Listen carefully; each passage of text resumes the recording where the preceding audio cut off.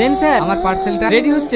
Parcel করে আবার কোথায় যাবি? আমি এখানে খাবো না, আমরা খাওয়া দাওয়া করলাম, আমি অন্য জায়গায় খাবো। ये मुंडा कितने चला मुन्ना है दिखाने गया छे ये मुंडा ऐसा गंदी जगह जाता है। আরে রোহন বাবু যে কেমন আছিস? ভালো আছি। মায়ের কোথায় মাসি? আজকে ওর কাছে যাওয়া যাবে না, অন্য কারোর কাছে যাবি তো বল। তুমি তো জানো মাসি, আমি ওকে ছাড়া কারোর কাছে যাইনি, একটু দেখা করার ব্যবস্থা করে দাও না। না না, আমি পারমিশন দিতে পারবো না, আজকে ওর কাছে এমএলএ আসবে। এই দেখো মাসি, তোমার জন্য কি এনেছি, এবার তো যেতে দাও। ঠিক আছে, কিন্তু 10 মিনিট। মায়া, রোহন তুই কখন আসলি? কখন আসলি মানে? আমি আবার এই সৈন্য কোথাও যাই নাকি? তুই যা, তোর কাছে এটা আসি। খাওয়া দাওয়া করিসনি নাকি? টকমকের কি অবস্থা করেছিস? অনেক খিদে লেগেছে, লে খাবারটা বার। হাকার এবার তুই খা।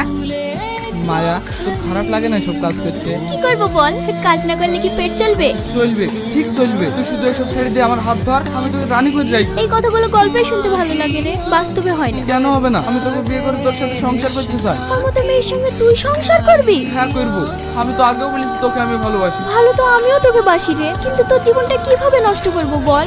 স্বপ্ন তো আমিও দেখি, আমার একটা সোনার সংসার হবে, খুব করে একজনকে ভালোবাসবো, সেও আমাকে ভালোবাসবে, আমাদের বাচ্চা কাচ্চা হবে। কিন্তু এগুলো সম্ভব না। আমার মতো কলঙ্কিনীর সাথে নিজের জীবনটা জড়িয়ে নিজের জীবনটা নষ্ট করছি।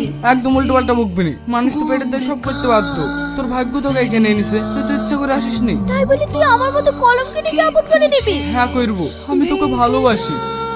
না, 10 মিনিট হয়ে গেছে। খাবারটা খেলিস মায়া। এইসব লোকের আসা যাওয়া কিন্তু খুব বেশি হয়ে যাচ্ছে। ও শুধু খাবার দিতে এসেছিল দাদা। ঠিক আছে এর পরের দিন থেকে যেন আমি ছাড়া ওর ঘরে কেউ না ঢুকে। ঠিক আছে দাদা।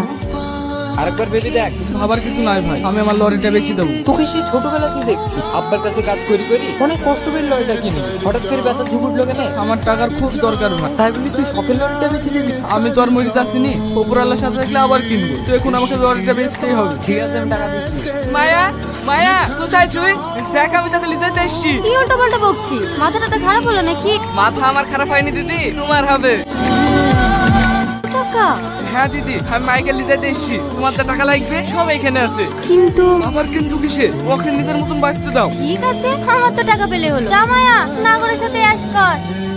আজ থেকে আমাদের নতুন জীবন শুরু হলো। আমি তোর গায়ে ওই নোংরা শহরের হাওয়া আর লাগতে দেবো না। তুই আমার মতো একটা মেয়ের জন্য নিজের সবকিছু ত্যাগ করলি। তোর মতো মানুষ হয় না রে। আমি তো তোকে ভালোবেসে এইসব করেছি রে পাগলি, এমনি এমনি তো করিনি। কথা দে, সারা জীবন এই হাতটা ধরে রাখবি। কথা দিলাম, মৃত্যুর আগে পর্যন্ত এই হাত ছাড়বো না। আজ থেকে আমরা নতুন করে বাঁচবো।